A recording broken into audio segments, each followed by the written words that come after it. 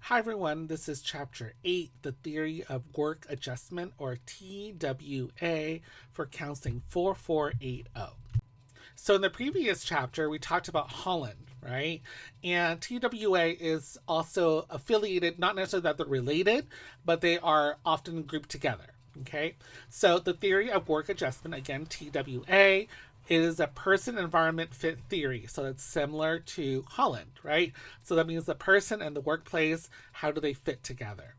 Holland focuses more on the vocational choices, whereas the TWA focuses on vocational adjustment. So the word is adjustment right there. Okay. So let's say that you go work or you just got a new job and you really do not like one of your coworkers, right? But you want to still stay there. So you're like, you know what? My work and my pay and everything like that is worth it, even though I do have this one, let's say, annoying coworker or whatever, right? So you're willing to adjust to it, right? Maybe you're not going to work on the same teams or same projects together, and you made a request for that, or whatever with your boss. Okay, does that make sense? So we're going to explore all the different ways that we can adjust to the workplace. Okay, use on people who are not satisfied with their jobs. Do they search for something completely different, or should they adjust to a current job? So again, the ultimate question here is, do I stay at the job that I have, or do I quit and go to another job? Right. So am I willing to adjust or not adjust? All right, so when we talk about the theory of work adjustment, we're talking about the person and then the work environment and how that can predict job satisfaction or how happy you're there, and also tenure, which is how long you'll plan to be there. The fit between the person and the environment predicts the person's satisfaction and the satisfaction of the employee to the business. So again, that reciprocal, like, are you happy with me? I'm happy with you, right? This fit is also known as correspondence. So here, the word is correspondence or correspond, which basically means do they match up to each other, right? So that's what you're going to keep in the back of your head when you think about the TWA here. All right, so TWA has 2 dimensions. Holland has 6. So the person's ability to do their job, such as an example is a truck driver, drive a truck, load the truck, keep it on schedule, and then the environment's ability to satisfy their needs. So the example would be job provides them with rewards such as secure employment, independence, and good working conditions. All right, so let's look at this image that's on the slide. It looks really scary, but it's really not scary at all. Okay, so look at the individual, which is the middle circle on the left side, and then the job, which is the circle next to it. Okay, so with those 2 things, we're talking about how the environment and the person, right? So those are the 2 components. So if you look above it, your abilities, and your ability requirements at the workplace, do you have the skills to do the job, right? To match up with that job. If so, you have correspondence, which is the top part. And then the bottom part is your values and also your reinforcer patterns. So instead of, let's say, your skill set, maybe you're talking about your values, right? So do your values meet up with the values of the workplace? If so, you look at the bottom, you have correspondence. Remember, correspondence, they match up, right? That's all it is. So if you do, and let's say that your job is happy with you and you're happy with your job, then you're satisfied. Okay, or you have satisfaction. That would be the employee would have the satisfaction, or you would be the one having satisfaction. The workplace, they call it satisfactoriness. So business satisfactoriness. Maybe that will help you a little bit. Okay, so are you satisfied? Is your workplace satisfactoriness about you? Right? If so, let's move to the next part. So if you're satisfied, then you're going to stay there, which is what the remain means.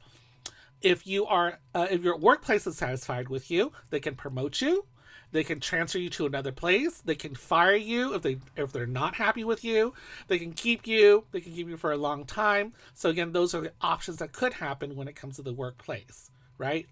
So from there, you might be promoted to a new job or whatever, you transfer to a new job, or if you were talking about yourself, if you're not happy there, you don't want to stay there, then you quit, right? And when you quit, you find a new job.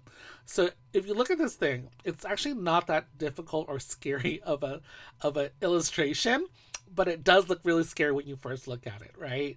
But now that you look at it with my explanation, hopefully that will help a little bit more. All right, for example, if a woman has good interpersonal skills means communicating with other people, can take measurements, report, and analyze results of medical tests, then she might meet the ability requirements of a medical stenographer. Once in this position, she may be promoted, transferred, or fired on the basis of her degree of satisfactoriness. Remember, satisfactoriness is from the business point of view, right? The result of promotion, transfer, or termination may be a new job. An individual has values and needs, and the job has a reinforcer pattern or pattern of rewards. So that means maybe your pay is good, you have a lot of holidays, whatever it is that you find valuable. If needs and reinforcers correspond, so they match up, an individual is satisfied. The medical stenographer described above may require security and compensation, which is basically money, in her work. She would be satisfied if her position in a hospital provides these. If she is not satisfied, she may quit, leading her to seek a new job. Okay, so again, TWA is all about, do you stay at the job or do you look for a new job? You quit and look for a new job. All right, satisfactory and satisfactoriness. Essential feature of TWA is that both satisfaction and satisfactoriness are equally important components in the prediction of work adjustment. So remember, if you have satisfactory from the employee and you have satisfactoriness from the business, then you have correspondence, right? All right, so again, satisfaction, person satisfaction with their job, satisfactoriness, work environment that is satisfied with the person's job. So we're talking about these value sets. The needs is achievement, comfort, status, altruism, which is like, do you feel like you're helping the world or the community that you're living in with your job? Safety, autonomy, like, do you feel like you can do the things that you do, or you feel good that you can do those things, right? So those are certain things that will add to your satisfaction as an employee, right? All right. In a stable economy, which basically means an economy that is not full of disruption, no one's a little scared of losing their job or whatever, people are least likely to lose their jobs if they're able to do their job successfully. So in a stable economy, if you do your job, you're going to keep it. You're not going to always be worried whether or not you're going to get fired or not, right? Because let's say the economy is really bad, they might go, well, we need to lay off people to save money, right? So then that becomes not stable. All right. Adjusting to the job and staying in the job for a length of time comes from the person's satisfaction and their ability to do the job as required, right? So the longer you stay, typically is because you know how to do the job that is being asked, and the job place is also happy with you and you're happy with them. Satisfaction and satisfactoriness help predict each other. All right, so there are 4 personality style variables are important in the satisfaction and satisfactoriness. So the first one is celerity. So the celerity is just an old school term for speed at which a person initiates interactions with their environment, high or low. So let's say, for example, you are not happy with your job because of a coworker that annoys you so much, right? So do you act on this really fast, or do you let it go for a while before you start to react and start working on this thing? That's what it's asking for, okay? So again, we're talking about is your satisfaction and your satisfactoriness. So when you're unhappy with something, how fast do you jump on it? Okay, 2, pace. Intensity of one's interaction with the environment. High energy or low energy. Some may only have high energy in front of people, the rhythm and the endurance, okay? So here we're talking about is how do you work at that place, okay?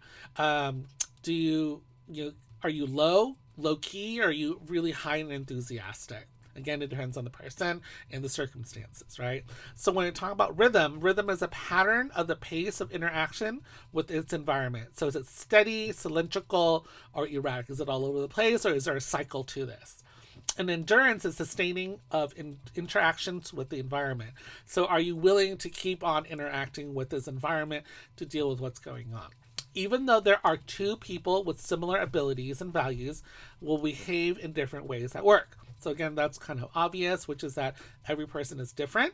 So even if they're both artistic people at this artistic location, they might approach their work, their satisfaction, different ways. That's all it's saying right there. All right, dissatisfaction serves as a central motivational role. It is this equilibrium disequilibrium is just a fancy way of saying it's not balanced. Okay, so because of this unbalance in the system, and the reason for adjustment to occur so that it can occur, so it can restore equilibrium. Okay, so satisfaction motivates maintenance, dissatisfaction motivates adjustment. So, satisfaction motivates maintenance, which basically means if you're happy with your job, you're going to keep on keeping that job, right? You're going to keep on doing what you do. But if you're unhappy or unsatisfied or dissatisfied, then that's when you go, where am I? What am I going to do now? Yeah, am I going to quit, or am I going to stay here and adjust? Okay, so in the previous slide, there's actually a chart which is going to be explained in this chart, or in this slide, and then the next couple of slides as well. So you're going to have to go back and look at it as I explain this, okay? All right, the flexibility and perseverance moderates the prediction of satisfaction, satisfactoriness, and work adjustment. So flexibility, so we're talking about flexibility and perseverance, okay? So flexibility is the bottom of the axis is a zero discorrespondence. So remember, there is no discorrespondence at the bottom of the chart, okay? So these are the first two bottom squares is when there's not a lot of discorrespondence, which basically means that you're matching up with where you're working, okay? The flexibility is the ability to tolerate a mismatch or discorrespondence between needs and rewards offered by the environment before doing something to make the adjustment. So what that is saying is that, nothing's going to happen until you get to the second level, because that's when there's something going on at your workplace that annoys you, right? However, after tolerating it for a while, it gets to be too much, and then the person will have to make an adjustment. Okay, then they can adjust those levels, reduce their needs, or try to adjust the environment, increase their rewards. Reactiveness is adjusting to the employee or the self, and then activeness is on the environment. So what happens here is that you have all these different choices. Okay, so you can reduce your needs or try to adjust to environment, increase rewards. So it means you might not necessarily take this job as seriously, or you're going to ask for a raise or some benefits. And then that will help you with your flexibility. Okay. And for some of us, we're going to be happy with that.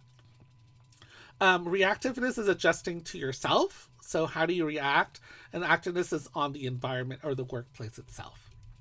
The next part is perseverance. Perseverance is continuing in the job after a mismatch is noted and the person works to bring into adjustment. So for example, a man who needs autonomy, so a person who likes to work on their own, will exhibit flexibility if it is able to tolerate some close supervision. So let's say this person doesn't like to work around a lot of people, but now there's a new person coming in who's going to be working with him a little bit more often, right? So how does he react to this? Is he going to stay there? Is he going to willing to stay or not, right? So there's a point where he can no longer tolerate the mismatch between his needs for autonomy and the supervision. So let's say that worker now is going to be working on every project together with that person. So he is not happy, right? So he will then make an adjustment to reduce the mismatch discorrespondence. So what's he going to do? He is going to demonstrate perseverance while he is in the adjustment mode. So he's going to stay there while he's trying to figure out what to do. If he cannot adjust to the discorrespondence, the prediction is that he will probably quit his job and look for a new job somewhere else. Do you see how that works? Okay. All right. So flexibility and perseverance are fluctuating constructs, which basically means that it goes up and down depending on who you are and on the day. You can handle discorrespondence one day, and then you'll not be able to handle the next day. Then they will move into adjustment mode, and then that's when you're going to go, what am I going to do here? Am I going to get request a pay, like a pay raise or something like that, or make an adjustment? Okay. And then there's active and reactive modes. Adjustment can occur in two different modes. So this is the top part of this chart. Active mode is a person attempts to change the work environment to reduce the amount of discorrespondence by changing the requirements of the environment or rewards available in the environment.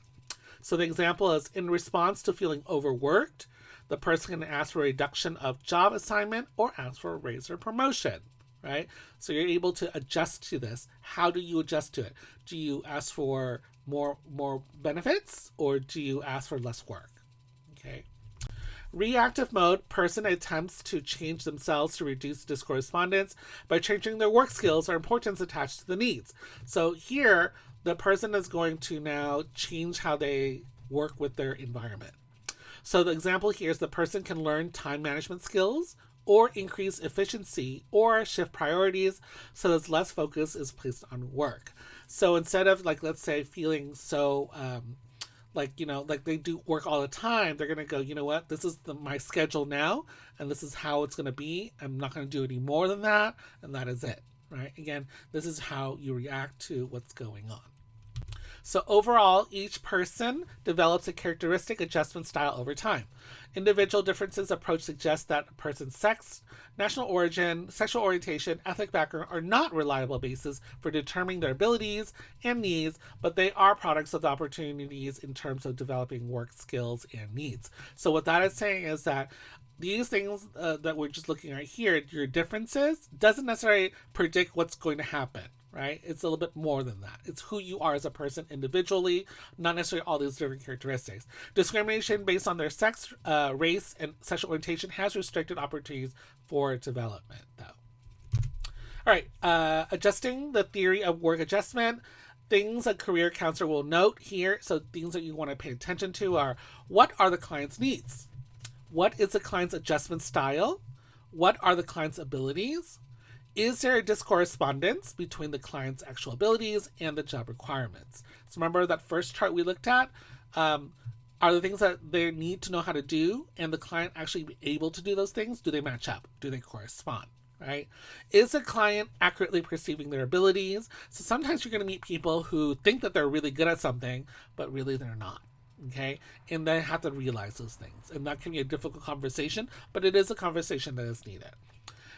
Is the client adequately doing the task on their job? So you want to make sure these things before you start working with them is like, what are their behaviors? What are their patterns? And you can see that just through attending, let's say, counseling or receiving services as from a job employer, job evaluator, or whatever it is. All right, Minnesota Importance Questionnaire is one of the types that does this TWA. Tool to help assess the client's needs and values, as well as to gain information on how likely the client is to be satisfied in various occupations. There are 21 work-related needs. So these are just descriptions of the actual Minnesota Importance Questionnaire. Okay, there are 6 categories. There are 2 forms. There's a paired comparison format, which takes about 30 to 40 minutes to do. And then there's a rank format, which is basically putting in order, which is about 15 minutes. And the results for the first page, person is compared only with themselves. The second page, the person is compared to a normative occupational group. So the first one, you're going to compare to yourself, your results. And the second one is more compared to people within a certain type of occupation.